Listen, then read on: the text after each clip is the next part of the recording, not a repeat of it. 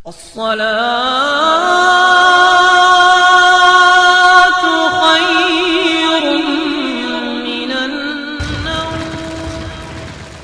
हुजूर के फरमाने का मकसद क्या है? कभी ऐसा होता है कि बहू घर में हो और बेटी भी घर में हो और कोई काम बिगड़ जाए तो आदमी तदबीर के साथ अपनी बेटी को डांटता है ताकि बहू के कान हो जाए। तो समझ ले कि ये अपनी बेटी को जब डांट रहे हैं तो मैं किस खेत की मूली हूं? क्यों भाई? तो इसका मतलब ये हुआ कि कभी ऐसा होता है कि सुनाया किसी को जाता है और डराया किसी को जाता है। बेशक बेशक बेशक। यही इस हदीस में है बुखारी शरीफ की कि फातिमा अच्छे काम करती रहना, ये मत समझना तुम मेरी बेटी हो मैं क़यामत में तुम्हें बचा लूंगा, यानी इस पे निडर मत हो जाना। ये पूरी उम्मत को बचाया है, उम्मत को डराया है सरकार ने। वरना इन अहमकों से कोई पूछे कि पकड़ा किसे जाता है? जिसने जुर्म किया हो। क्यों भाई? और छुड़ाया किसे जाता है? जो मुजरिम हो पकड़ा जाए। तो हम एक सवाल करते हैं पूरी वहाबियत से कि ये बताओ फातिमा ज़हरा रज़ियल्लाहु ताला अन्हा ने वो कौन सा काम ऐसा किया था कि जिसकी वजह से उनकी गिरफ्त होगी और जिनकी वजह से उन्हें पकड़ा जाएगा? और हुजूर उन्हें फरमा रहे हैं कि मैं तुम्हें छुड़ा नहीं पाऊंगा। नहीं, कोई काम फातिमा ज़हरा ने ऐसा जिंदगी में किया ही नहीं, बल्कि उनकी शान तो ये थी, उनकी हया का तो ये आलम आला हज़रत बयान फरमाते हैं जिसका आंचल न देखा महो मेहर ने उस रिदाए नज़ाहत पे लाखों सलाम। सय्यदा ज़ाहिरा तय्यबा ताहिरा जान अहमद की राहत पे लाखों सलाम। सुभान अल्लाह बेशक सुभान अल्लाह। तो जब उन्होंने कोई गुनाह किया ही नहीं तो उन्हें छुड़ाने का सवाल क्या होता है? तो फिर हुजूर ने उन्हें मुखातब करके क्यों फरमाया?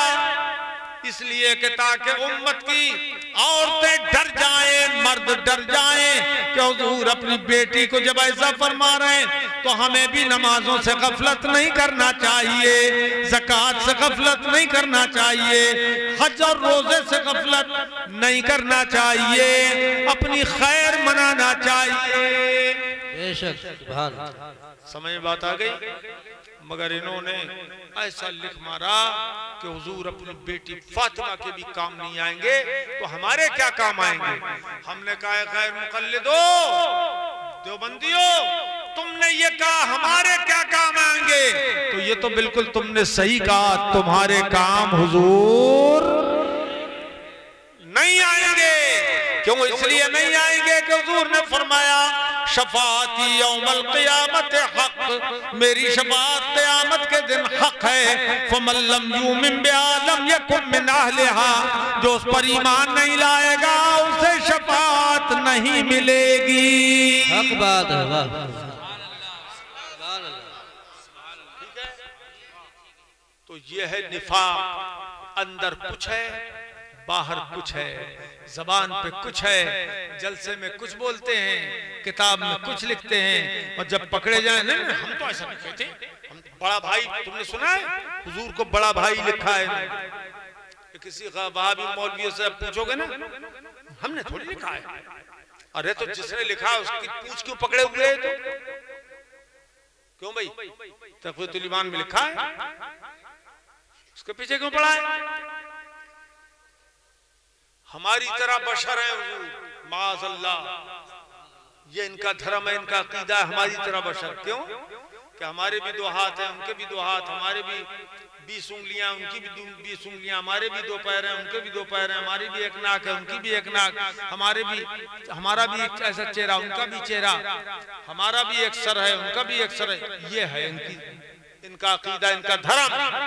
मगर हम कहते हैं जाहिल मुल्लो, तुमने ये देखा कि हमारी भी उंगलियां हैं, उनकी भी उंगलियां हैं, मगर तुमने ये नहीं देखा, तू तो अगर इशारा करे तो तेरे इशारे से एक जरा सा छुई बुई का पत्ता नहीं आ सकता, और मेरे मुस्तफा इशारा कर दे फाशारा बिस्बाही इलल कमर फनशक्का बिनिस्फैन, मुस्तफा वली का इशारा कर दे तो चौधरी का चांद दो टुकड़े हो जाता है। बेशक, सुभान अल्लाह, सुभान अल्लाह। नारे तकबीर, नारे रिसालत, मुनाज़िर अहले सुन्नत, नारे तकबीर, जिंदाबाद। वाह,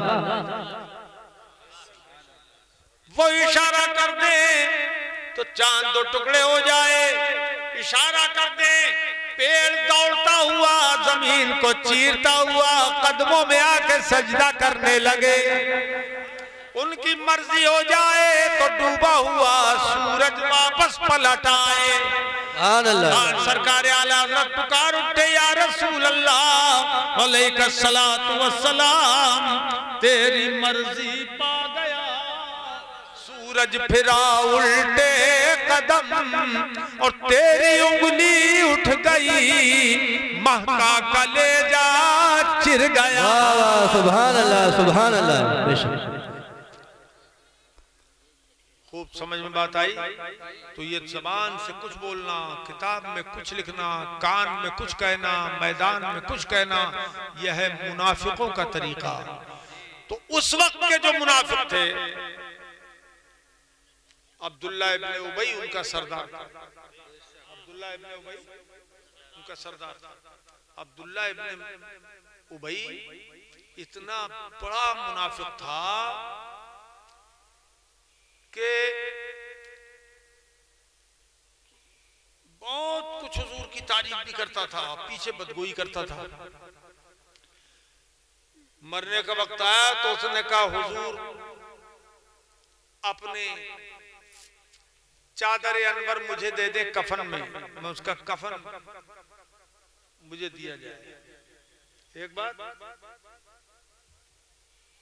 हुजूर ने जब वो मरा तो अपनी चादर अनवर अता फरमा दी, चादर अनवर दे दी, हुजूर ने उतार दिया कब्र में, नमाज जनाजा उसकी पढ़ा दी। अब ये वहां भी क्या कहते हैं मालूम है? तो हुजूर ने क्यों पढ़ा दी नमाज, क्यों पढ़ा दी, चादर क्यों दे दी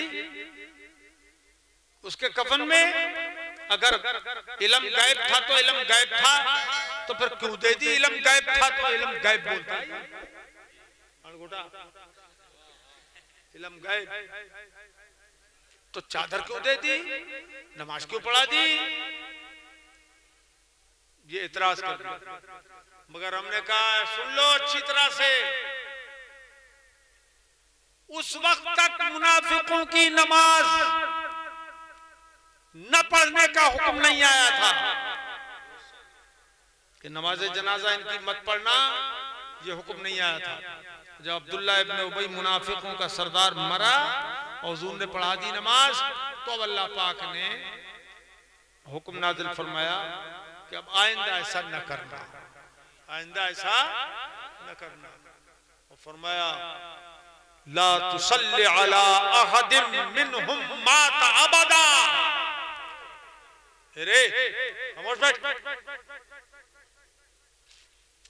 फरमाया इनमें से कोई अगर मर जाए तो ये महबूब अब इन मुनाफिकों की नमाज जनाजा कभी मत पढ़ाना, फरमा दिया कभी मत पढ़ाना। तो हुजूर ने जब पढ़ाई थी उस वक्त तक ये आयतें नहीं आई नहीं थी, समझा? अच्छा, मना नहीं किया था अल्लाह पाक ने, और हुजूर ने जब अल्लाह ने मना नहीं किया तो पढ़ाना भी था। क्यों? इसलिए कि ये कलमा पढ़ते थे जाहिर में, और शरीयत अंदरूनी चीज पे हुक्म नहीं लगाती जब तक के खुल्लम खुल्ला वो अंदर की बात बाहर ना आ जाए। बेशक बेशक, इसलिए नहीं लगाते। काजी का काम ये नहीं होता है कि वो अपने इल्म की बिना पर फैसला करे। सुनो, मुफ्ती का काम है कि वो मसला बता दे, फतवा बता दे, ठीक है। काजी के सामने मुकदमा आ गया, तब वो गवाह तलब करेगा, काजी इस्लाम गवाह तलब करेगा, तब फैसला करेगा। और काजी साहब ने अगर खुद देख लिया अपनी आंख से किसी को माज़अल्लाह शराब पीते हुए या और किसी का कोई बुरा काम करते हुए, या मिसाल के तौर पर शादीशुदा था और जिना करते हुए काजी ने देख लिया खुद अपनी आंख से, तो काजी को यह हक नहीं है कि वो उसको रज्म कर दे, हद जारी करे। ये काजी के इख्तियार से बाहर की चीज है। हाँ, काजी कब रज्म का हुक्म देगा? जब 4 गवाहे शरई जो शरीयत के मुताबिक गवाही देंगे, तब उनके इल्म पे फैसला करेगा, सिर्फ अपने इल्म पे वो फैसला नहीं करेगा। समझ गए? तो ये मसले कज़ा अलग चीज है। सरकार नहीं छोड़ सकते थे नमाज पढ़ाना उन मुनाफिकों की जब तक खुदा की तरफ से मना ना आ जाए, और जब तक मना नहीं आया पढ़ाई नमाज, और जब मना आ गया तो नहीं पढ़ाई। वहाबियों से पलट के सवाल कर लो कि बताओ क्या खुदा को भी मालूम नहीं था जो पहले से उसने मना नहीं किया? पहले भी तो मना कर सकता था, मगर पहले मना नहीं किया। क्यों? हिकमतें थी इसमें, एक हिकमत थी, बहुत बड़ी हिकमत है। हुजूर जानते थे कि है तो मुनाफिक, है तो मुनाफिक, मगर मेरी चादर अनवर इसने मांगी है। तो हुजूर जानते थे कि मैं अपनी चादर दे दूंगा, इसको कब्र में उतार दूंगा, नमाज जनाजा पढ़ा दूंगा, तो जिस और मुनाफिक थे इसके अंडर में वो मुझ पर ईमान ले आए। ये हुजूर को गैब का इल्म था कि वो मुझ पर ईमान ले आएंगे। हुआ भी यही हुआ। जब हुजूर की चादर अनवर में वो दफन हुआ, तो जो और मुनाफिक थे ना इसके चेले चपाटे, उन्होंने कहा अरे ये हमें बेवकूफ बनाता रहा जिंदगी भर कि ये रसूल नहीं है, ये रसूल नहीं है, ये रसूल नहीं है, जिंदगी भर बेवकूफ बनाता रहा। और जब मरने लगा तो उन्हीं की चादर, बेशक वाह, बेशक की चादर अपने कफन के लिए मांगी। इसका मतलब यह है कि ये अंदर से ईमान लाया हुआ था और इनकी चादर की बरकत से अपनी बख्शिश की उम्मीद जानता। बेशक वाह वाह, सुभान अल्लाह, सुभान। नारे तकबीर, नारे रिसालत, मुनाज़िर अहले सुन्नत, नारे तकबीर। इसलिए वो सब ईमान ले आए। ये हमें बेवकूफ बनाता रहा, खुद अंदर से मोमिन था, इसलिए हम क्यों ना अंदर से मोमिन हो जाएं। कलमा पढ़ के सब मुसलमान हो गए सच्चे दिल से। ये हिकमत थी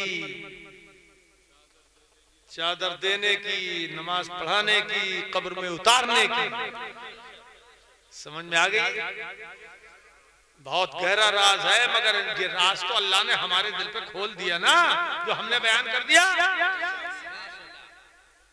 समझ गया? खूब समझ गए? ये मेरे अजीजों, याद रखो, सरकार की मोहब्बत ईमान बल्कि जाने ईमान है। हुजूर ने फरमाया ला युमिनु अहदुकुम हत्ता कुना हब्बा इलैहि मिन वालिदिही व वलदिही वन्नासि अजमईन। तुम में कोई आदमी ईमान वाला नहीं हो सकता जब तक कि मुझे अपने माँ बाप, अपनी जान और माल औलाद सबसे ज्यादा प्यारा न जाने। बेशक सबसे ज्यादा जब तक मोहब्बत न करे। अब इसकी 2 सूरतें, एक मोहब्बत फितरी होती है, एक मोहब्बत ईमानी होती है। फितरी मोहब्बत अलग चीज है, ईमानी मोहब्बत यह है कि मुस्तफा को अगर सबसे ज्यादा अजीज न जाने तो मोमिन ही नहीं हो सकता। बेशक बेशक, वाह, जिंदाबाद। उनकी मोहब्बत इतनी होनी चाहिए कि कुरान ने फरमाया अन्नबिय्यु औला बिल मुमिनीन मिन अनफुसिहिम, नबी मोमिनों की जान से भी ज्यादा करीब हैं। सुभान अल्लाह, बेशक सुभान अल्लाह, जान से भी ज्यादा करीब हैं। यह है नबी की मोहब्बत।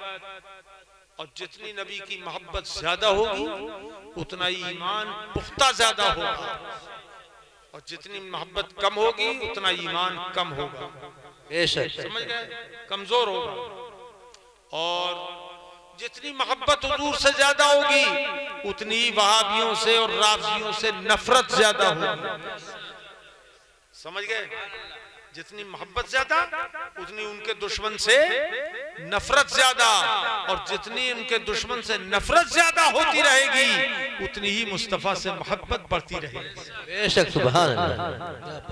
और जब उनसे मोहब्बत होगी तो आदमी उस मोहब्बत का समरा ये भी है कि आदमी नमाज की पाबंदी भी करेगा, दाढ़ी भी रखेगा चेहरे पर, और जो शरीयत के अहकाम है उनको बजा लाएगा, रोजे नहीं खाएगा। अगर उनसे मोहब्बत है सच्ची तो खा लेगा रोजे? बोलो, रोजा खाएगा? नहीं खाएगा, बल्कि रोजा रखेगा। क्यों? मेरे अजीजों, झूठ नहीं बोलना, फरेब मत करना, मक्कारी मत करना, दगाबाजी मत करना, ये सब चीजें मोमिन का काम नहीं है। मोमिन का काम यह है कि झूठ फरेब मक्कारी से बचे, और जो उसके दिल में है वही ज़बान पे हो, जो ज़बान पे है वही दिल में हो। ठीक है? नमाज मोमिन के लिए इतनी जरूरी चीज है कि हदीस पाक में आया है अल मोमिनु फिस्सलाह कसमक फिल मा, मोमिन नमाज में इसी तरह से जिंदा होता है जैसे मछली पानी में जिंदा रहती है। बेशक सुभान अल्लाह। पानी के बगैर मछली जिंदा रहेगी? बोलो, नहीं रह सकती। पानी के बगैर मछली जिंदा नहीं रहती। ऐसे ही मोमिन की जो ईमानी जिंदगी है वो नमाज के बगैर कायम नहीं रह सकती। बेशक सुभान अल्लाह, हक बात। मेरे अजीजों,